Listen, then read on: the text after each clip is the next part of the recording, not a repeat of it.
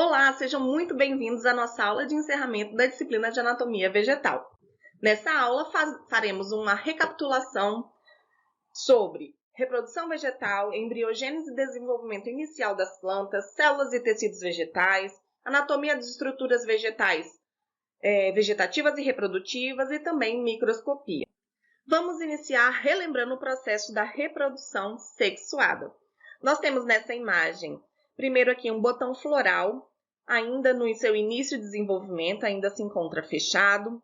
Esse botão floral ele vai se desenvolvendo, começa a abrir até chegar na sua maturidade. Nesse momento aqui, os gametas estão prontos para serem, então, fecundados. Eles já estão completamente maduros com esse potencial, então, de gerar uma nova planta. Nós temos aqui uma situação que simula um polinizador, um agente polinizador. Poderia ser também, por exemplo, o vento, a água, né? Algum outro inseto, um mamífero. E recentemente descobrimos que até algum anfíbio também tem a capacidade de fazer esse processo de polinização em algumas plantas. Nós temos aqui, então, que esse agente polinizador, se ele encosta numa estrutura masculina dessa flor e depois ele vai encostar na estrutura feminina, que pode ser dessa flor ou de uma outra flor, ele potencialmente vai estar fazendo aí o processo da polinização. Nós temos que essa polinização, uma vez que ela acontece, ela vai gerar modificações fisiológicas bioquímicas nessa planta que desencadeiam, então, uma transformação bem grande. E aonde existia uma flor, essa flor começa a murchar e começa a ter ali o seu ovário crescido, dando origem ao que a gente chama de fruto. Tá? Então, nesse processo aqui, a gente tem união de gametas, sexo, né? Lembram que sexo é união de gametas. Com essa união de gametas, eu tenho a formação de um zigoto, e com a formação desse zigoto, eu tenho aí um desencadeamento de processos que vai me levando à formação de um fruto até ele estar completamente expandido e posteriormente amadureça. Nós temos que, uma vez que o grão de pólen, ele encontra... Vamos observar esse processo em mais detalhes. Aqui a gente tem uma estrutura masculina. Dentro dessa antera, os grãos de pólen sendo produzidos. Eles foram liberados uma vez que encontram a estrutura feminina da flor e há um reconhecimento químico. Essas células, então, elas vão crescendo até chegarem dentro do ovário. Dentro do ovário, uma vez que elas encontrem os óvulos, há o processo chamado de fecundação. Após essa fecundação, a gente vai ter a formação do zigoto. E a gente vai observar que a estrutura do ovário de uma flor que foi fecundada, ela vai dar origem ao fruto, enquanto os óvulos dessa flor vão dar origem às sementes. E aqui a gente tem a estrutura do gameta feminino e uma vez que ele é fecundado, forma o embrião que vai passando por várias fases de desenvolvimento, né? Começa com uma célula, vai passando aí 8 células, 16 células e vai só aumentando, formando aí estruturas globulares, estrutura em forma de torpedo, até que eu tenho a estrutura, então, de uma plântula, ou seja, de uma planta jovem, de uma planta que foi originada a partir do processo de reprodução sexuada e, portanto, ela é geneticamente única, ela é diferente dos seus parentais, né, da planta masculina e feminina que a formou devido aí ao processo de meiose que acontece. Nós temos que diferenciar esse processo quando a gente faz uma propagação vegetativa de uma planta, como, por exemplo, quando a gente corta um galinho para a gente plantar um determinado vaso e dali vai se originar uma outra planta. Nesse caso, a gente não pode deixar de esquecer que não houve sexo, não houve ali participação de gametas. E a nova planta formada nada mais é do que um clone da planta inicial, ou seja, são geneticamente idênticas. Esse processo da formação de embrião, que acontece naturalmente, ela também pode ser feita em laboratório. O que a gente vai utilizar para fazer isso em laboratório? A gente precisa de condições extremamente controladas, bastante asepsia do local, uma limpeza profunda de todos os utensílios, equipamentos, a utilização dos EPIs para que a gente também não contamine o local. E a gente precisa de uma estrutura, então, que a gente consiga isolar um pedaço de uma planta, que pode ser um embrião, ou que pode ser um outro pedaço da planta, que a gente vai desdiferenciar para depois ele formar os embriões. Tem essas duas formas. Durante esse processo, a gente vai manter esse tecido vegetal em frascos de vidro, que contém ali nutrientes para esse embrião. A gente vai também disponibilizar água nesse meio de cultura que eles estão sendo desenvolvidos. E, além disso, a gente também vai disponibilizar luz para que auxilie nesse processo também. E uma vez que ele já comece ali a ser um indivíduo fotossintético, já comece a produção de clorofila, que isso contribua também para o seu desenvolvimento. Então, aqui a gente tem uma sequência de retirada de tecido, de começar a formar algum embrião nessa estrutura, até que a gente tem um calo que a gente chama com vários embriões formados. Esses embriões eles vão se desenvolvendo e quando chega a um determinado tamanho, a gente vai retirar eles desses frascos de vidros, passar eles para outro tipo de recipiente e ao invés de continuarmos cultivando em laboratório, a gente pode passar a cultivá-lo em uma estufa, por exemplo, passando por um processo de aclimatação para que essas plantas, então, consigam ter mais resistência para quando forem plantadas no campo e enfrentarem as intempéries, o sol, por exemplo. E quando a gente fala em formação de uma planta, a gente não pode deixar de lembrar da célula vegetal. Célula essa que é composta por várias estruturas, como a parede celular, feita de celulose, que vai conferir aí uma resistência a essa planta, o vacúolo celular bem grande, onde aqui dentro acontecem várias reações químicas, o citoplasma,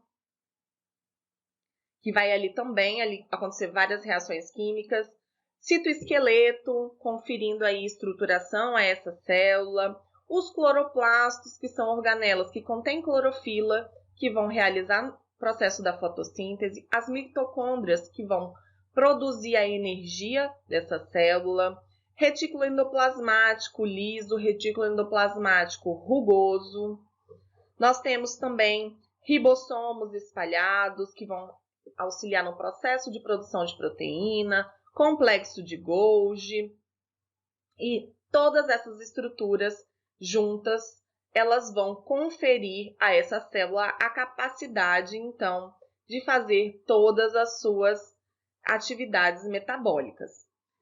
Vejam que nós temos estruturas semelhantes à célula vegetal, como, por exemplo, o núcleo complexo de Golgi, retículo endoplasmático liso, rugoso, o citoplasma, mitocôndrias, e temos alguns que são mais específicos da célula vegetal, como esse vacúolo enorme que compõe a maior parte da célula vegetal. Nós temos a parede celular feita por celulose, lembrando que é da parede celular das plantas que os papéis que a gente utiliza no nosso dia a dia são feitos. A celulose, quando a gente fala da produção do papel a partir da celulose, essa celulose vai estar onde? Na parede celular dessas plantas. E nós temos que, quando eu tenho um conjunto de células vegetais com morfofisiologia semelhante, ou seja, ela tem morfologia semelhante, elas fazem ações semelhantes, e elas estão juntas, a gente dá o nome àquela estrutura ali de um tecido. Esse tecido, então, ele pode ter formas e funções diferentes. E nós vamos citar aqui os 3 principais tecidos, que são os tecidos dérmico, tecido fundamental e tecido vascular. O tecido dérmico também é conhecido como a epiderme. Epiderme que é semelhante à pele dessa planta. A gente pode fazer essa associação. Aqui a gente tem um corte anatômico transversal de uma folha que vai evidenciar para a gente uma epiderme superior e uma epiderme inferior. Epiderme essa que vai ajudar a conferir menor perda excessiva de água, menor perda de água por evaporação ou evapotranspiração e também uma barreira física contra patógenos e outras intempéries. Nós temos o tecido fundamental, que é aquele que vai dar a estruturação dessa planta. Então, nós temos aí tecidos com parede celular mais espessa, como colênquima e esclerênquima, e também temos células que vão favorecer o preenchimento de várias estruturas, como os parênquimas. E aí a gente pode ressaltar o parênquima palissádico e o parênquima lacunoso. E nós temos o tecido vascular, xilema e floema. Tecido vascular, que forma então esses vasos condutores de seiva e que vão garantir que a água e os minerais que estão no solo consigam ser absorvidos e conduzidos por essa planta por todas as suas células, desde a raiz até a última célula da última folhinha que tiver. E os vasos do floema, que vai garantir que os fotoassimilados, né, o alimento da planta, ele seja então distribuído da parte aérea da planta até a última célulazinha da raiz.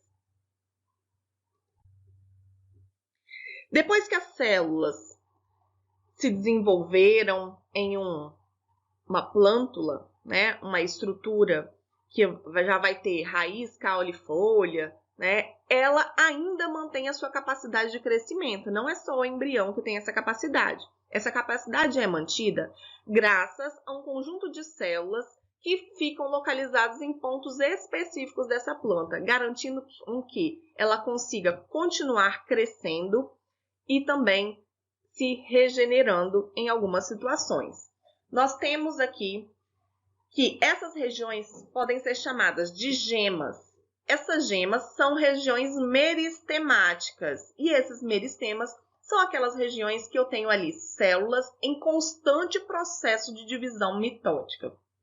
Portanto, a gente tem que no ápice do caule, que é na parte mais alta do caule, no ápice da raiz, que é lá na pontinha da raiz, a gente tem essas estruturas que conferem o crescimento em comprimento dessa planta. Então, a partir dessa pontinha aqui, que a planta vai crescer o seu caule, a partir dessa pontinha dessa raiz, que a planta vai continuar crescendo. E nós temos também alguns meristemas laterais, que vão conferir aqui o crescimento de galhos. Galhos esses que podem ser galhos reprodutivos, como, por exemplo, vão produzir flores e frutos, podem ser galhos vegetativos. Aqui no ápice do caule também, para algumas plantas, além dessa questão do crescimento, pode surgir aqui também alguns ramos reprodutivos. E aí, quando a gente vai falar da estrutura de uma folha, a gente vai falar aqui então da epiderme superior, epiderme inferior. A gente vai falar do parênquima, né, palissádico, que são essas células bem organizadinhas aqui, justapostas uma ao lado da outra. Nós temos o parênquima lacunoso, em que tem bastante espaço e, portanto, ali que vão acontecer a maior parte das trocas gasosas. E nós temos também as estruturas de vasos condutores de seiva, floema e xilema, que vão conferir, então, o transporte da seiva bruta e da seiva elaborada por toda a planta. Na estrutura de caule, a gente também tem características específicas. A gente vai ter no entorno desse caule a epiderme, a gente vai ter tecido fundamental, né, que vai dar ali estruturação e preenchimento desse caule, e nós vamos ter também os vasos condutores de seiva. Lembrando que quando a gente está falando de plantas vasculares do tipo angiosperma, é possível que com um corte anatômico transversal dos caules de algumas plantas, a gente consiga então verificar se elas são dos grupos das monocotiledôneas ou das eudicotiledôneas. Como que isso acontece? Quando a gente faz um corte anatômico, leva ao microscópio e a gente vê uma imagem como essa dos vasos condutores dispersos ao longo de todo o caule, trata-se de uma monocotiledônea. É uma imagem semelhante ao que a gente vê quando a gente faz um corte de uma cana-de-açúcar e a gente vê aquele monte de filamentos. Aqueles filamentos são os vasos condutores de seiva que ficam dispersos em todo o caule. Ao contrário, quando a gente corta o caule de uma eudicotiledônea, como por exemplo um feijão, uma fava, a gente vai ver que as estruturas dos vasos condutores de seiva, elas têm uma conformação circular, formando também grupinhos de floema para fora e xilema para dentro. Aqui floema em azul, xilema em rosa, aqui também floema em azul, xilema em rosa. Portanto, visualmente, através da anatomia vegetal, a gente consegue fazer esse tipo de classificação das plantas. Isso também acontece com a raiz. Nós temos aqui também padrões anatômicos diferentes em raízes de angiospermas do grupo monocotiledônea, né, que são exemplos aí o trigo, o milho, o arroz, a grama, as palmeiras no geral. Quando a gente faz um corte transversal da raiz dessas plantas, a gente faz a coloração, vai observar o microscópio, a gente vai ver que os feixes vasculares estão agrupados de forma circular, sempre floema ficando mais para o lado de fora, xilema ficando mais para o lado de dentro. No entanto, quando a gente faz o mesmo corte anatômico em uma planta eudicotiledônea, como feijão, fava, soja, nós vamos ter que a conformação dos vasos é diferente. Eu vou ter xilema formando uma estrutura que lembra uma cruz aqui nesse meio, lembra um X, e em volta deste xilema eu vou ter os vasos do floema. Então, também é possível diferenciar plantas e classificá-las nesses dois grupos utilizando o corte anatômico de raiz.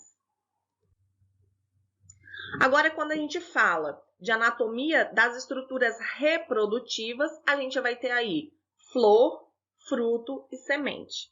As flores que possuem estruturas reprodutivas masculinas, aqui representada pelo estame, e feminina, representada pelo carpelo ou pistilo. Flor essa que, uma vez fecundada, vai ter o seu ovário transformado no fruto e suas sementes e seus óvulos transformados em semente. Uma vez que a gente tem a formação da semente, e aqui a gente também tem diferenças morfológicas, anatômicas entre eudicotiledôneas e monocotiledôneas. Uma delas é o número de cotilédones, como o próprio nome diz. As monocotiledôneas têm um cotilédone, as eudicotiledôneas têm 2 cotilédones. O cotilédone vai ser a estrutura que vai abrigar no seu interior